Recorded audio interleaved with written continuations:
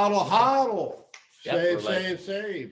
Build a. Sound money. Hey, this is Ugly Old Goat, and we've got a special, I don't know how to say it. We'll probably get banned from YouTube and Twitter because we actually have a man full of hate, known for the hate that he has for the crypto world. So hateful. And now he's Italian, and now he actually identifies as a black market supremacist. So, like I say, I'm probably going to have just to have this guy on.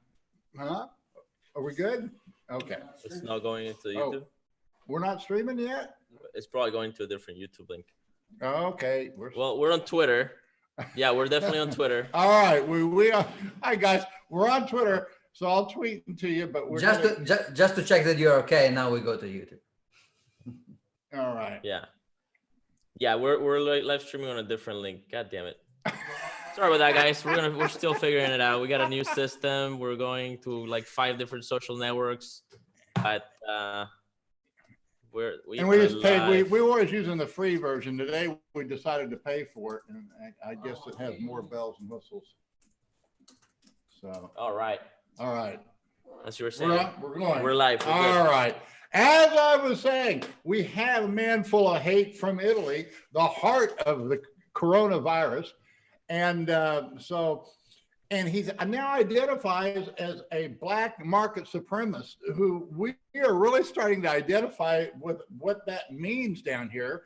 As you may or may not know, the goat lady's been making a lot of masks. I mean, we started making a 500 a day, and then 1,500, then 5,000. I don't know what she's up to, but we're really exploiting the people down here because they get paid every day cash, and they get and they get they have to eat things like pizza and stuff like that, and the working conditions are just atrocious. I mean, we've tweeted out how unhappy they all are, and actually, my 9-year-old daughter, we're also using child labor. Anything that we can do wrong, we're doing it wrong. But we are getting masks made, and apparently there's a big demand for masks. Of course, I'm profiteering from making masks. We're selling them for 4 pesos each, which is about 17 cents. So I don't know what else to say except that we can't even get supplies because the government has now shut down all the textile mills. They want masks, but we can't get the materials unless the factory is hoping to get special permission to open up their doors so we can pick up material in our truck and continue to make masks. So this is what we're going to see more and more in the future as we have a global command economy. And what's going on there in Italy, and what made you decide to become now a black market supremacist? So first of all, the black market supremacist identification is not in my Twitter name, because in my Twitter name I use the other stuff. Is in my Twitter bio. But the problem now is that in my Twitter bio there is also a definition of my pronouns, and my pronouns since a few months, they are basically who and whose, or alternatively your majesty, your majesties. The problem is that the main pronoun that I'm presenting myself with, which is who, is also the same acronym of the most incompetent and criminal organization on this planet right now, which is the World Health Organization. So I need to change my pronouns very, very soon. I may go back to black market something, because I'm not racist, so I love black markets and black stuff in general. And I usually too. I mean, well, Your Majesty, if I don't address you this way, are you going to leave our channel, leave the program? I mean, do I have to, Your Majesty, do I need to address you out of respect or out of, is this, do I really have to do, I mean, how are you enforcing this? I mean, I'm doing it voluntarily, but what if I didn't address you as Your Majesty? The obvious answer to any problem like this, to any conflict, is government violence, of course. I mean, many states, they just ask who will build the roads without government, but that's just one of the functions of government, building roads. The other question is who would prevent people from, or even better, who would tell people they don't need masks and actually insisting that people don't need masks, and then tell people that they do need masks, that they are required to have masks, but then shutting down the supply chain in order to build masks. I mean, if you don't have a government, who can do that? That's a very yeah, but fundamental function. it's not a problem because we also got news today too that the Mexican government is now going to import masks from China. Oh, that's great. Yeah. So, there are two answers to any problem in life. One is government, the second is China. So if you just take them together, they can solve basically any problem. Well, I really like the black market supremacists too, because it's obviously it's inclusive. It's Very inclusive, diversity. Very much, yes. Yeah, and for you guys that are out there that just sitting on your butts and doing nothing, you really ought to get into start a black market business because it's going to be the new cool thing to do. It's kind of like being, like say, making masks is almost like dealing drugs. Apparently, yeah, we'll be probably people will be running masks across the border, in fast vehicles soon. Probably doing deals with the border police, right? Well, we're working on a tunnel right now. I'm sure there's a tunnel being built right now. Yes.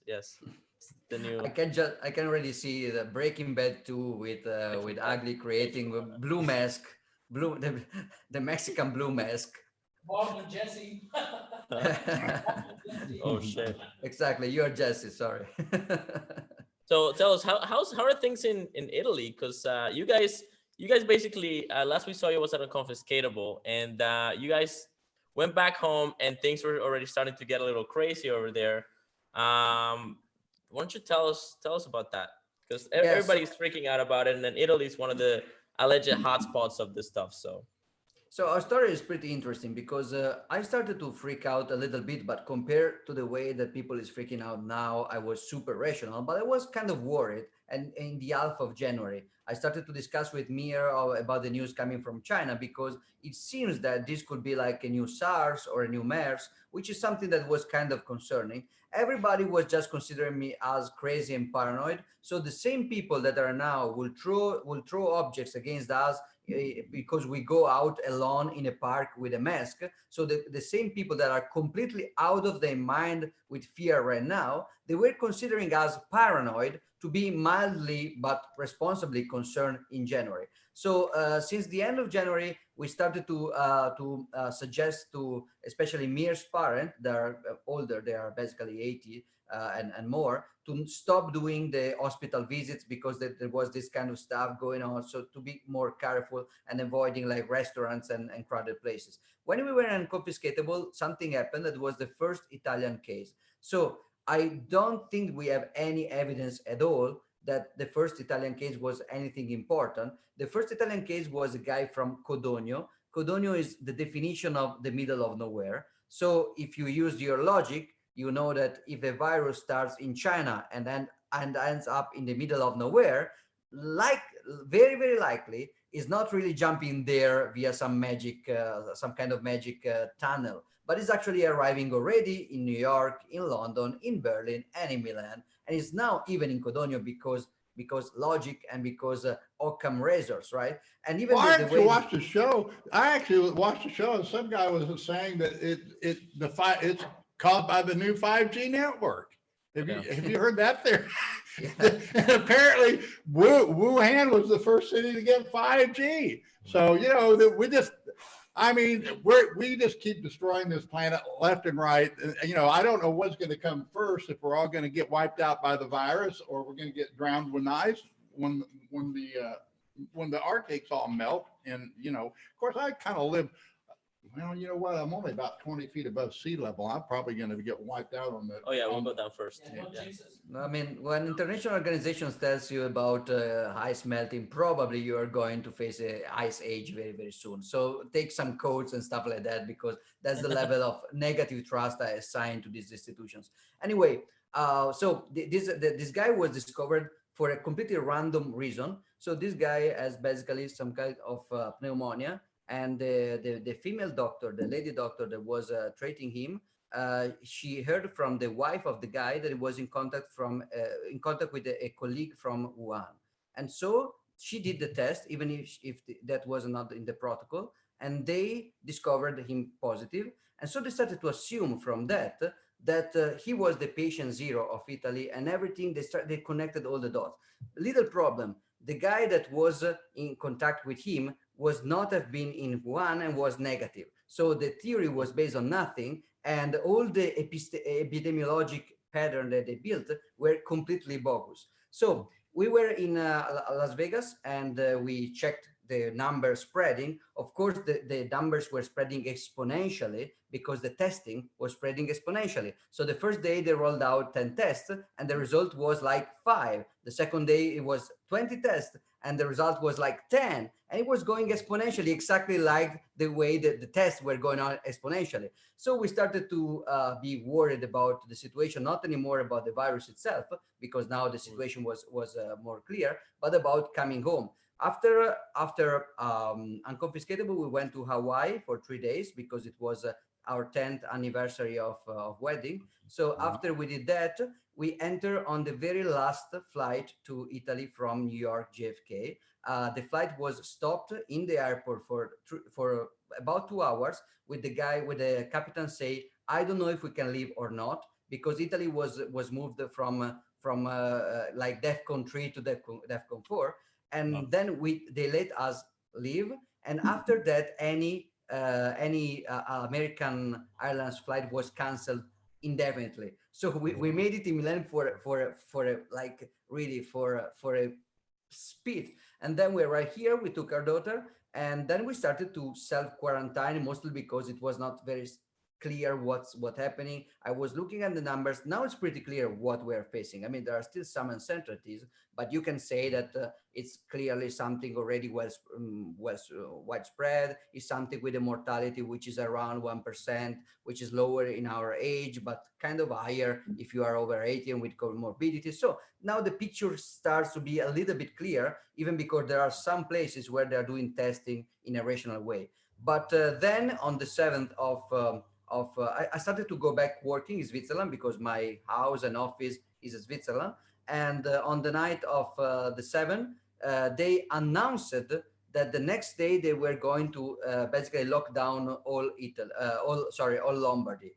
And since they announced it before doing it, rationally, a lot of people started to fly and to escape. Like everybody living here, studying in Milan, from southern Italy, they moved back to their parents, of course. So everybody packed into these trains all together, very, very close to breath in the face of each other, because of the government was going to close everything. And any kind of Eastern European home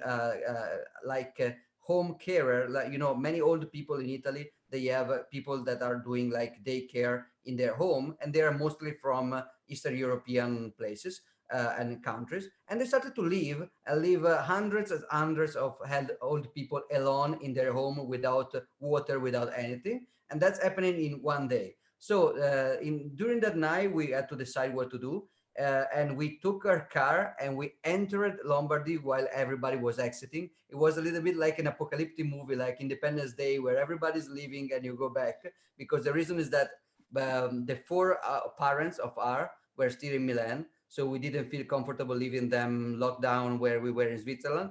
Switzerland is a better place to be right now, because they are more rational than, I mean, it's not a great benchmark, but they are less moronic than Italy. And but still, we decided to go back into the quarantine zone. And so we are stuck home since the 8th of March. On the 9th, all Italy was completely closed down, and now it's a criminal charge if you go out to with your baby on a stroller in a park alone with a mask. That's a criminal charge. Basically, you cannot go out of your home, and if you do, you have to exhibit this paper explaining the reason, and the cop can arbitrarily decide that this reason is essential, and then you're fine, or this reason is not essential, and then you get a fine and a criminal charge. To make you some example, lots of people biking alone in forest and mountains have been criminally charged, biking alone. One guy windsurfing in the sea alone, they took a boat with 5 policemen on board to get on the boat, reach the guy doing windsurf, and arresting him and bringing him into the police station, because it was not an essential move. A guy was fined because he went to the supermarket, he bought wine and pasta. but it was 4 bottles of wine and just 1 box of pasta. So the policeman, the cop, he said that this was not a fundamental trip because, I mean, too much wine to pasta ratio, so it was criminally charged. Just today, two women from Turin, a mother and a daughter, they sued manually, just like you, but home, about 300, 400 masks to bring them to the hospital. They got into their car, they went to the hospital to donate for free the masks they sued, and they were stopped by a cop and fined, basically, I don't know how, but more than 1,000 euro, because it didn't consider legit. So you can see it's completely arbitrary. It's an incredible, it's a level of madness that is really out of scale. And what is more scary is that it's not the government versus the people. I wish it was the government versus the people. Is the government versus everybody, but everybody with the government. So basically, the population is really the level of mathematical statistical knowledge in the Italian population is really, really bad. But ignorant masses are not very dangerous. But ignorant masses that think they are not ignorant, that they think they are intellectuals, those are very, very, very dangerous. So Italians are basically buying this narrative from the government, and this narrative is: if you go outside, everybody dies. If you stay inside for an arbitrary number of days, decided by the government, that everything will go back to normal. So if you go out, you will have people screaming from the windows, "What are you doing, crazy? Don't you know that if you stay inside, everything is going to be normal? We are in this situation because of you." And so they throw objects, they throw water. Last day, they started to throw water on a woman, and this poor woman was actually a pharmacist, so she was the only one that needed to go out in order to give medicines to all people, and she got water. But even the mayor of a city posted a video on Facebook, basically inciting and promoting the idea to throw water on people outside. Yeah. The mayor of a small city, Lombardy. So it's not just the government becoming. I mean, now I understand better the tales I had about fascism. It's not really one regime sending soldiers around. Is the people, the majority of the people, getting completely crazy nut jobs and starting to marry completely irreasonable narratives. Like I mean, I can imagine that instead of the runner in the park, there is the Jew, or there is whatever else the fascist narrative wants you to believe. It's a popular response, and the government doesn't even have to have a nut soldier to do that, because they're like, they're on Facebook. If you go to you can see some some posts of politicians saying maybe we will have someday to reopen, because maybe we will, and people is, no, you have to do like China, you have to basically to wield our doors locks, you have to stop us. So it's incredible. It's people completely out of and it's also my friends, my family. It's incredible to see. It's really scary to see. Oh, it is. That's, Wow. I mean, it's just how public thinking has changed in a matter of weeks, and how, I mean, I actually retweeted one of Trump's tweets because I guess Bernie Sanders dropped out of the race. He says, well, he ought to become a Republican. Well, Bernie Sanders basically has won through the coronavirus, and now we can see there's really very little difference between Donald Trump and Bernie Sanders, and it's a sad commentary. Well, Because if I beg to differ, the only difference is that sometimes Trump is a socialist, but is funnier. So Sanders is oh yeah, oh, by far, yes. I've never enjoyed politics before Trump came. So he's made it's like watching the World Wrestling Federation, in politics. Exactly. It's really, I really enjoy politics. I won't be voting, but if I would vote, I would vote for him just because I want to keep watching the show. Also, he has better hair. Yeah, well, down here in Mexico, the people aren't crazy like they are the rest of the world. They're really very, very sane. It is mainly the government, but even the leader down here, Obrador, he's really relaxed about it. There's a few, like I said, I'm not sure where it's coming from, but they shut down some factories, saying they're non-essential. I mean, he started to change tune lately, but he was holding out for a while. He was like, making jokes Well, about it, saying it's well, just you know, there is go, a lot of peer pressure among a lot government, of peer because I pressure. mean, Yeah. if you are wrong, you can be right or wrong, but if everybody's doing the opposite, and you see that the opposite is crazy, but if you don't do that, you are the only one not doing that. Yeah. So except basically Politically, both. yeah. Even Boris Yeah. Johnson, it changes completely. So the only one holding up are basically Bolsonaro, because he's crazy enough to do whatever he wants. And then there is Sweden, basically. That's a Brazilian president. Yeah, yeah. Well, Right. I hear Sweden too. I just read an article that Sweden's wide open. That they just Yeah, Sweden's wide open. The They're UK not is wide following open. any of this stuff, and it's showing that they're that's all under control. Yeah, they're getting herd immunity and stuff. And I mean, it's common sense. The old people Yeah. stay out, but the restaurants are open. The young people Mhm. go out and spread the silly flu, and you Yeah. get it over with. And they get there you go. antibodies start to develop and such. Apparently, it's happening in But Sweden. yeah, things aren't closed here. I mean, we haven't been going to restaurants voluntarily, but all the little taco stands are open. The major restaurants are carry out. I did go to Sam's Club yesterday, and I took my daughter, and this is how stupid I almost raised a fuss, but they would not let me take my 8-year-old daughter into the store with me. So I had to literally leave her in the truck and lock the doors, and then it has a safety thing. So the alarm was going off all the time, and because we had to pick up some tables. That's And, really but, unintended consequences. Government are really they're really like the Lana Park of unintended consequences. I mean, any other time I could be arrested for leaving my daughter alone in the truck, and now this time I was forced to. Wow. Just incredible. Wow. It really is. Well, I'm amazed how fragile the world was. Like this thing, by all statistical accounts, if you account for the amount of tests that are actually being done, and then you look at the population as a whole, I mean, you could argue that this thing has like a death rate of like 0.01 or lower, right? Because there could be that if this thing is as viral in its spread as people think it is, then there's a chance that like a large portion of the global population already got infected, but most of them are asymptomatic, which means that the death rate just shrinks drastically, right?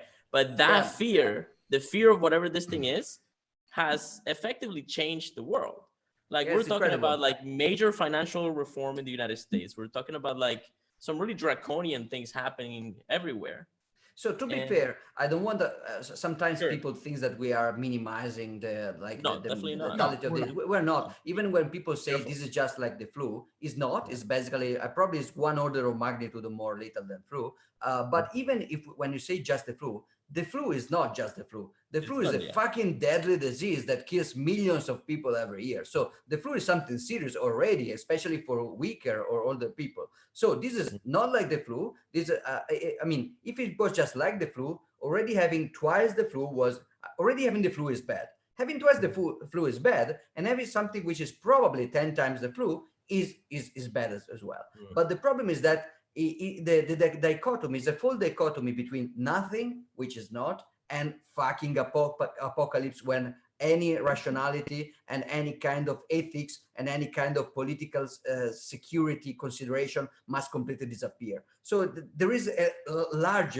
spectrum between something that doesn't exist and something for which you have basically to have the World Health Organization people entering your home and kidnapping your relatives. So there is a wide range. I don't think that you can ever, I mean, even if there was somebody killing 99% of the population, I will not condone people entering homes to kidnap people without any kind of fair trial and individual certainty that there is a risk which has to be demonstrated individually in order to invade my property. But even in that case, I mean, it's not that case. It's closer to nothing, that is closer to zombie apocalypse. But in a way, we were discussing before with John, with Juan, it is a zombie apocalypse. The only difference that zombies are not the way we were expecting them to be. They are not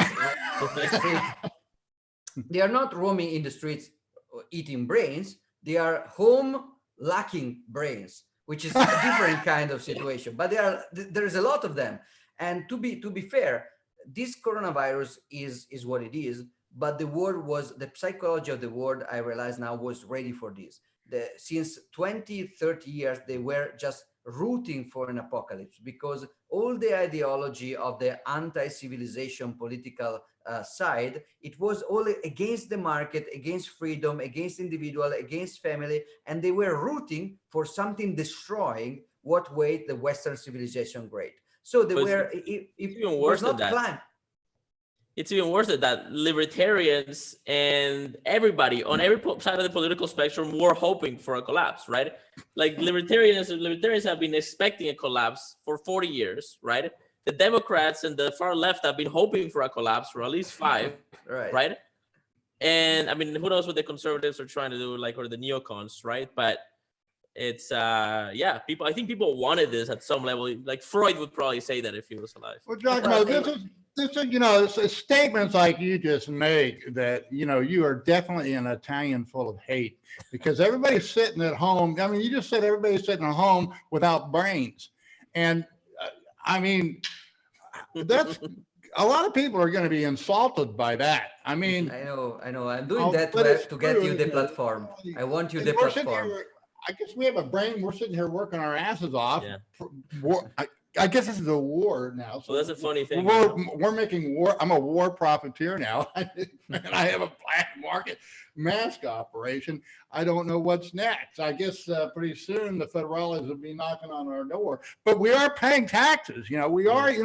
We are collecting the factor, the value added 16% of everything we do. The government's getting. So that's bad, but I forgive you because you're also making some good. So that compensates the fact that you're paying the protection fee. Yeah. So it's too bad because I don't know the full story. All I know is all you need to do is start a mass factory, and you'll see just how crazy socialism gets. Because everybody wants mass, but all the costs are going up, skyrocketing, because you can't get anything. Yet people want to work. We got people knocking our door, hey, can we come and work? Yeah. Demand and supply. In time of extreme scarcity, people really learn the laws of demand and supply.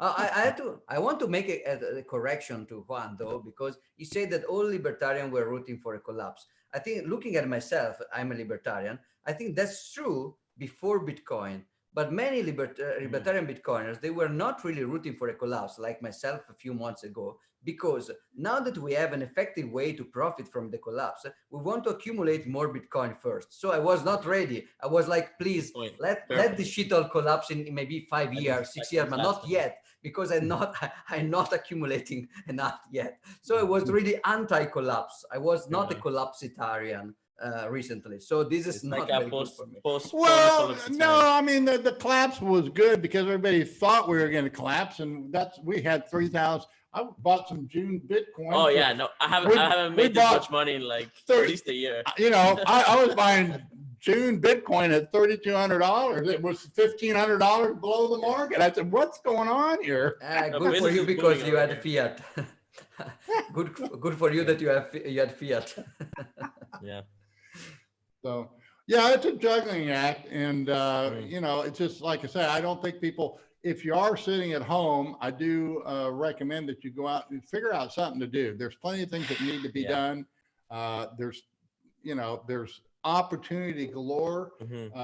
And if you're sitting around, scared or feeling sorry for yourself, I think you're really taking the wrong approach to this. Yeah, no, I mean, it's a big moment it's a big readjustment of the economy, right? Like, while some areas of industry have entirely collapsed, right? Like real estate is on its way down.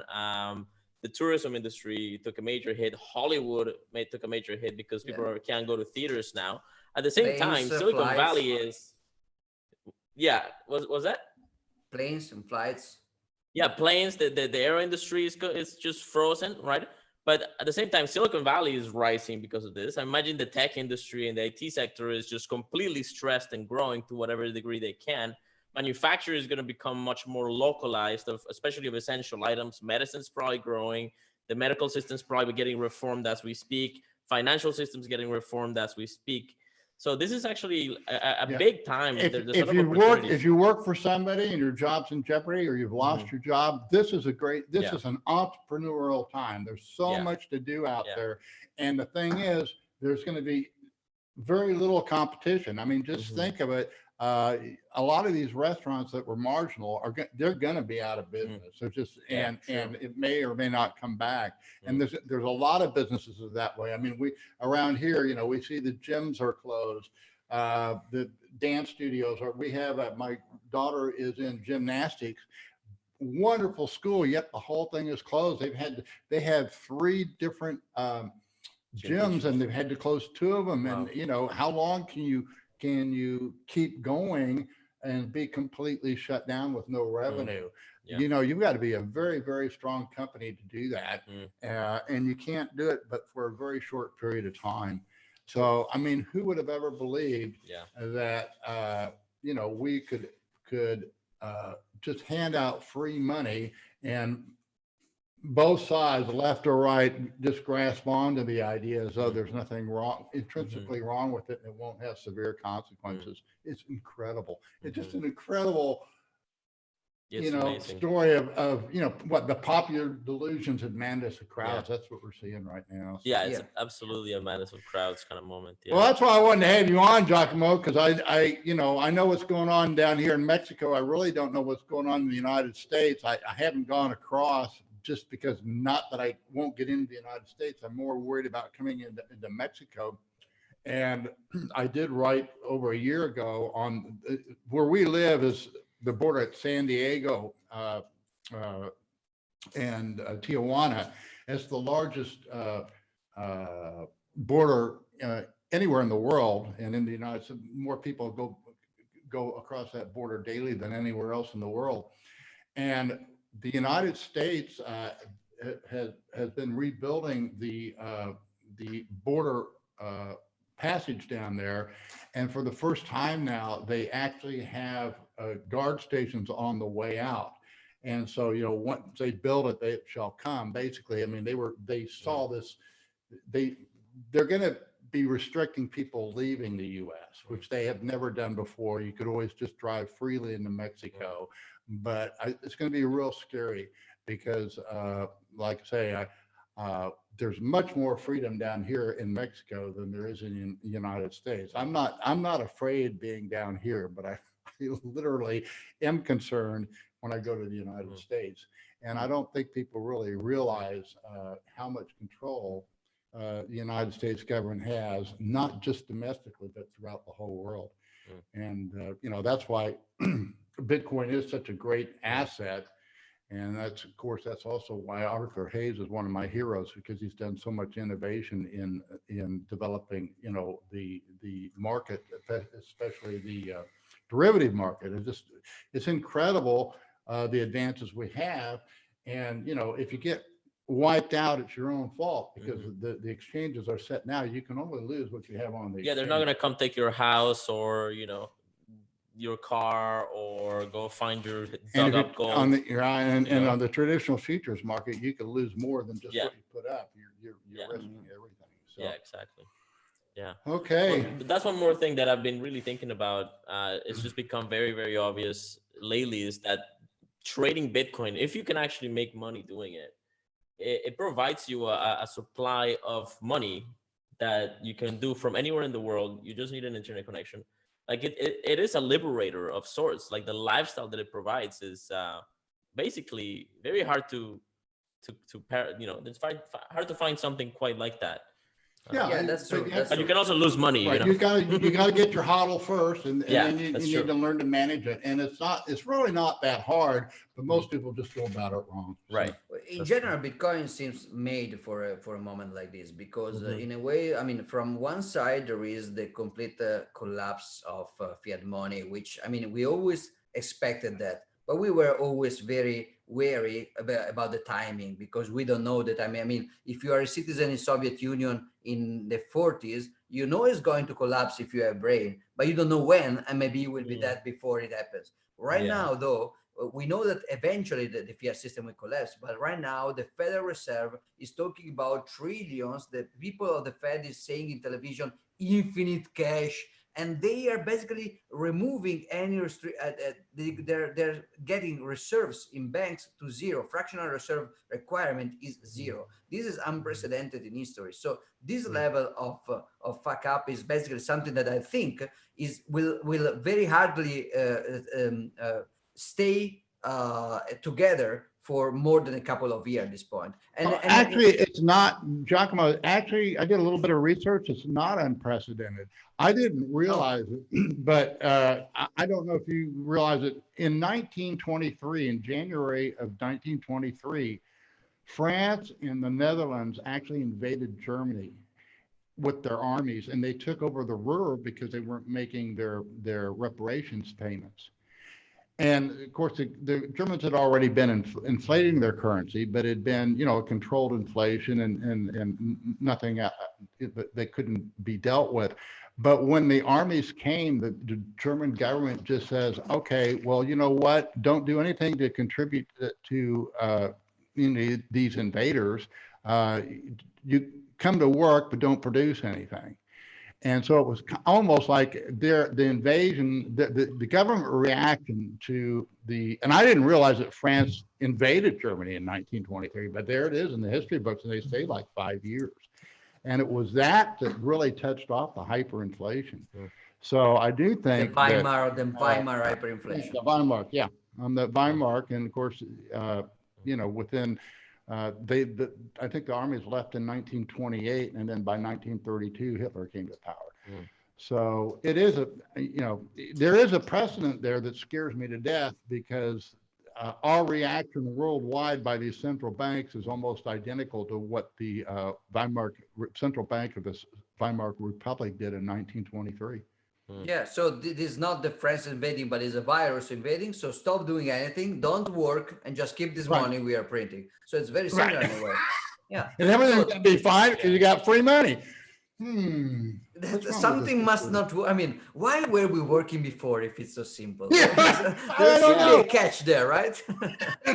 No, Why are we paying it's all taxes? free. It's free. Yeah. Why should anybody pay taxes, right? They can just print money. Just print the money. Just print the money. Yeah. Print the money. Also, so Bitcoin is like, this is the book, the school book, the textbook use case for Bitcoin, hyperinflation, which is basically approaching. And the second point is usually Bitcoin, the use of Bitcoin as a spending tool faces a trade-off. I think Bitcoin is mostly a saving tool for now, but some people will use this as a spending tool. But the trade-off there was usually that either you are doing, so people tended to be divided in two classes. There are the ones that are doing informal economy. So maybe they don't have a KYC identity. They are okay with black markets. They are in gray markets. They are, I don't know, underage, illegal aliens, stuff like that, or criminals or not criminals, or just free market people.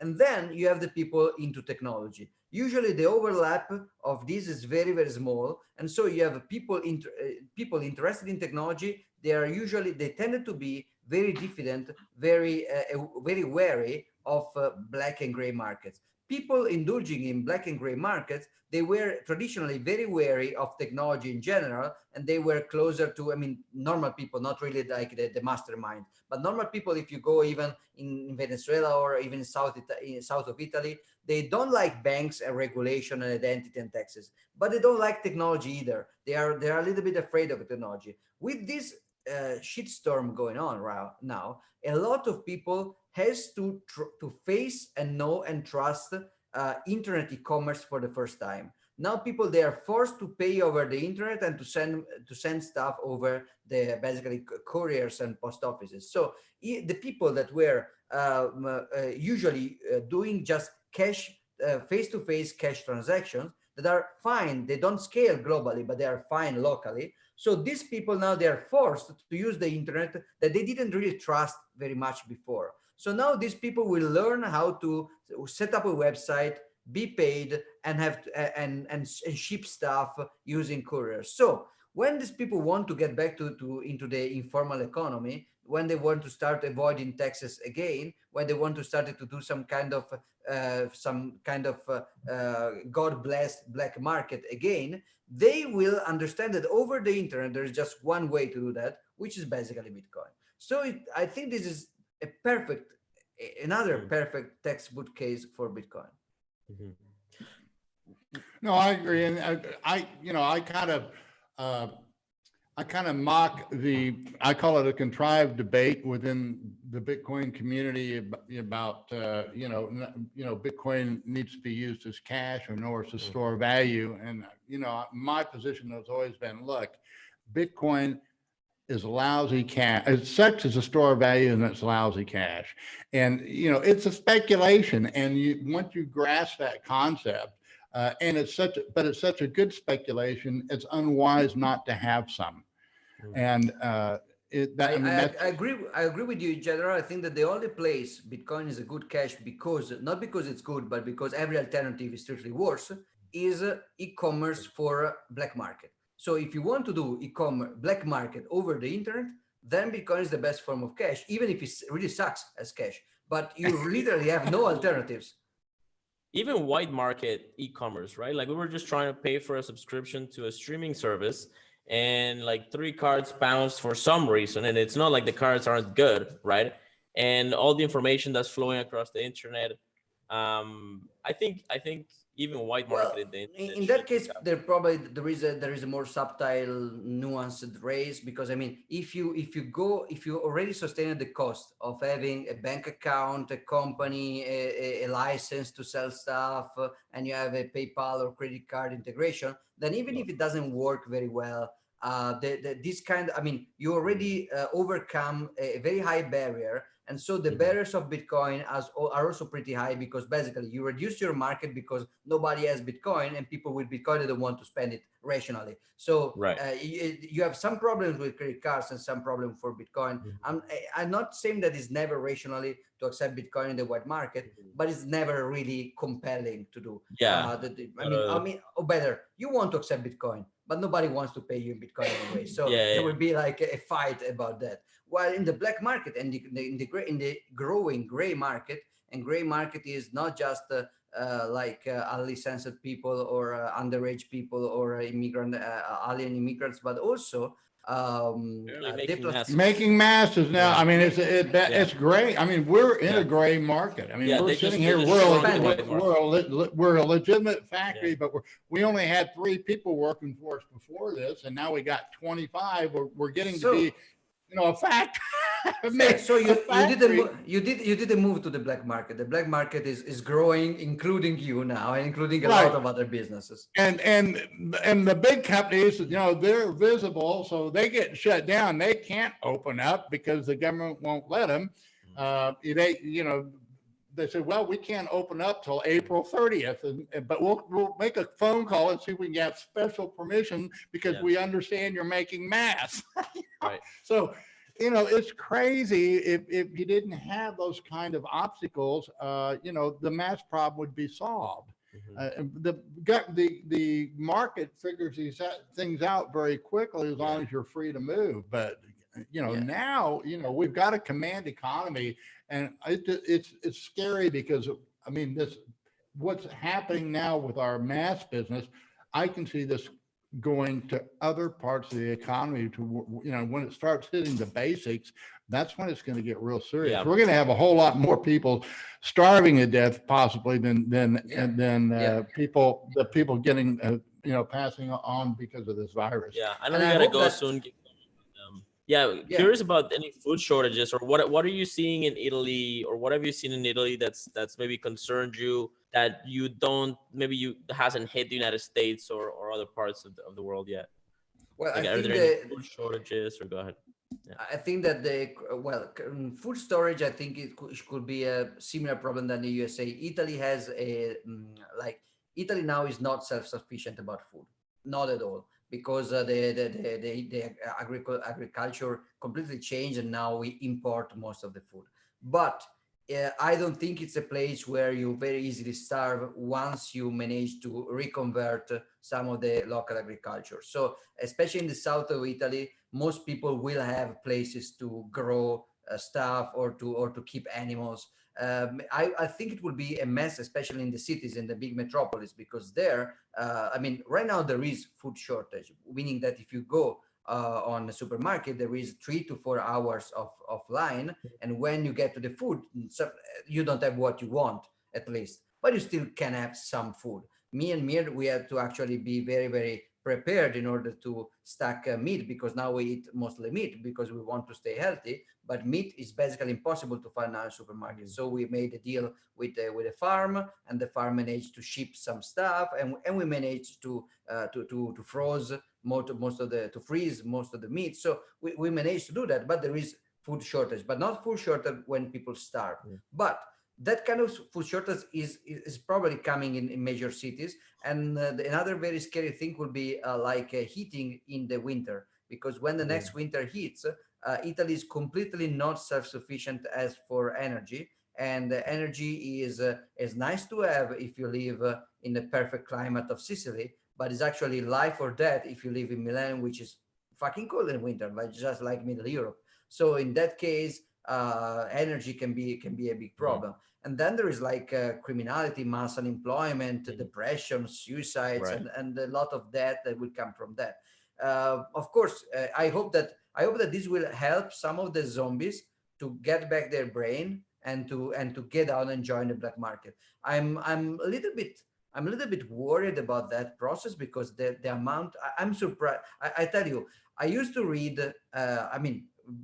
From Juan, from your surname, I know that you may have read Atlas Shrugged, and I remember, yeah, I remember reading Atlas Shrugged, and I don't want to spoiler anybody, but up to the end, I was a little bit disappointed, because I said, okay, the point of free market and capitalism is not that you go in your little angle of the world, that you insulate and you just exchange among few illuminated people. You have to exchange with everybody, with morals. You have to be open, because the point of free market is that it scales. You exchange with everybody, so you are open, you are everywhere. So my point was, a real free market reaction to government is just connecting with more people, globalizing, going around. But seeing people as crazy as now, I realized that the point of Atlas Shrugged was actually more subtle than that. There is a moment in which not just the market is completely collapsing, but the culture and the cultural life of people, the society itself is collapsing. And in that case, it's not really the sovereign individual going around with a tax haven and just delocate your company. In that case, it's similar, more similar to Roman Empire collapsing and a few monks retiring in a monastery to keep some appearance of civilization going on. So I hope that when people start to starve, they will get one and one back together. But if that doesn't happen, I'm really starting to think about a more monastic way of survival for market, or for reason-oriented people, which is more probably a small community connected over the internet with Bitcoin, but probably with a lot of separation between the. I know this is very apocalyptic, and probably I'm exaggerating, but I'm starting to consider this scenario not so crazy after all anymore. The Citadel meme, Man. it was a joke, right? But It's a great joke. Yeah, It's not a bad joke. Yeah. Yeah, and the vision I see is, as Bitcoiners, we will be able to transfer our wealth, but we may not be able to transfer our bodies. Yeah, And precisely. that's exactly what it is. And so I think one thing I see emerging is, as Bitcoiners, more and more, we want to build a community, because we will literally be watching each other's backs. Yeah, precisely. And we know who we are. We know those, and of course, there'll be kind of a moral dilemma, because what happens when all these shitcoiners get completely devastated, and then they realize what Bitcoin is? I guess I'm here. I'm willing to welcome them with open arms. But see them go through this destruction first. It's and the last thing I want to do is say, I told you so. Yeah, a little bit of I told you so. No revenge, but just a very quick I told you so session. So everybody entering the Citadel has to stand there and hear I told you so, and then they can enter. That's how you can become a citizen. Well, it's a lot of fun. I have one question before we part, and I know that you're planning on being a speaker there at Understanding Bitcoin in Malta, which has been postponed. And I want to give that a big plug. I'm not going as a speaker, but I'm going to go as a paid attendee because you guys are way above me in your knowledge of Bitcoin. I know a little bit about economics. I know quite a bit about trading. But as far as the back end of Bitcoin, I have to trust people like Giacomo and others that they know what they're talking about. And of course, I do believe in specialization of labor. And so tell us about that, what you plan on doing there, and what are the prospects? What's it look like? You know more of the situation in Europe. Is this thing going to be blown over by then? And I know we're going to have a whole bunch of conferences all coming at the same time. Yeah. What's So going on there? So basically, many people will probably know, but the goal of the Understanding Bitcoin conference is to get people who understand the economics of Bitcoin, the importance of Bitcoin, but they don't understand the tools. They don't understand how to do Bitcoin in a safe, private, resilient way. So basically, the basic things, like everybody talks about them, but doing them is not easy. You want to receive Bitcoin. How do you set up your full node on a secure enough machine? Now you want to hodl Bitcoin. How do you set up a multi-sig, or what is the difference between hardware wallet security or commodity laptop security? What are the trade-offs there, and how can you do? Then you want to spend some Bitcoin, not much. So how do you pair your Lightning Network node in your full node with your mobile phone to spend in Lightning when you really have to do that over the internet or in person? So now you want to maybe integrate Bitcoin payment into your server. So how do you set up a web commerce with BTC server and stuff like that? So this is the most of the people attending Understanding Bitcoin. So the name is strange. I propose the name. Maybe it's not the best name ever, because people there usually they did understand Bitcoin as a purpose, as goal, as an instrument. They did not know how to do Bitcoin practically. So the scope of the conference was basically to discuss this. Unlike my workshop in Las Vegas and my private workshop, the difference there is that instead of me explaining that stuff with maybe my fellow Alecos and others, in that case there will be the developers of the tools directly explaining. So last year there was Adam Gibson explaining Joy Market, and there were no para explaining Wasabi, and there was the developers and the builders were directly teaching for free people. And the first days were basically quick demos of what you do, and then the last day was paying attendees in a room all day with all the speakers helping them to set up nodes, and that was very, very appreciated. So that was going to happen in May, but it was of course not possible, so we postponed. I don't remember exactly the date, but probably already on the website, understandingbtc.com. Should be end of September, I think it's or October. I think it's just after it should be 1 week after Balticon Badger in Riga. And but check the website to be sure. And I hope it's reasonable to say that we will not have very, very strong travel restriction in October, but at this point, maybe, I hope so. Yeah, we might have to do it all remotely. I mean, that's what we're kind of getting in tune for. We're trying to get we're going to get a new trading lounge going, and I'll get on for, and we're just going to do more stuff remotely because we don't know when it's going to be more live trading. Yeah, I'm a little bit skeptical about remote conferences. I've been invited in a few. I'm a little bit skeptical because the point of conference is exactly leveraging physical proximity in order to do a lot of stuff. While when you are remote, you can still do the same stuff, but you can do it more relaxed. Like you can do a specific web seminary to you can do a lot of content over the internet, but the conference is probably too rushed to be on the internet. The reason you do all that stuff in a conference in 2 days is that you want people to meet in the same physical place, sharing coffee in the hall. So we will see how we will find the best way to operate in this condition. Well, I just want the audience is watching that I do plan on going. I'm not a speaker. I won't be participating. I'm just going as a student. And so I do recommend it, particularly, if you have your HODL and you're comfortable and you want to go to the next level, because I need to go there. I wanted to go to your seminar at Unconfiscatable, but I knew it wouldn't be possible. So I was planning on doing it here in Malta. And then also, after Malta, I wanted to go to Isle of Man because one thing I hope to do before I pass on from this life is I want to see that motorcycle race in Isle of Man. So I found out that Simon Dixon lives at the Isle of Man.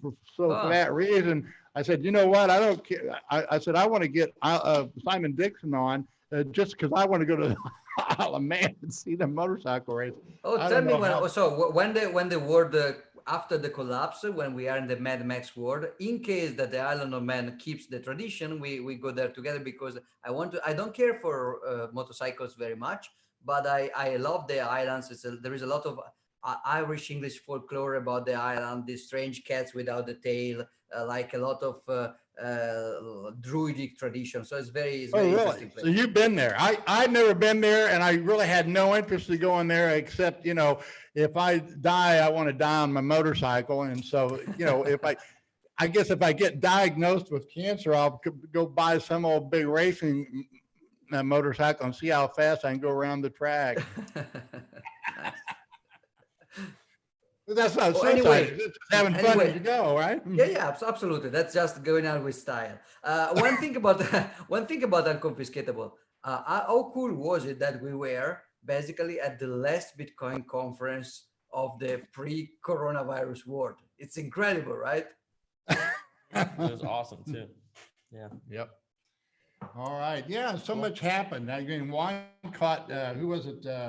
Yeah, Trace Mayer. Trace Mayer. I don't know. I was thinking about appearing as Trace Mayer again, but I'll save that for another day. I didn't do too bad of an imitation. I don't think. I'm an older version of Trace Mayer, I think.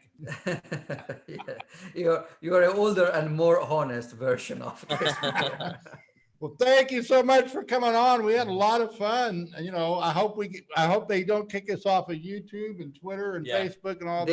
They will. You deserved it. But that's okay. I mean, I have to admit, I guess I'm a black market supremacist now myself, and however offensive that might be to those people in hysteria, panic, at least we're diverse. Yes, we're diverse, and a black market making mass is a reasonable vocation. Mm-hmm. Absolutely. All right. Thanks for coming on. Thank you. Thank you, everybody, for watching. See you later. Let's gotta work on our exit clearly.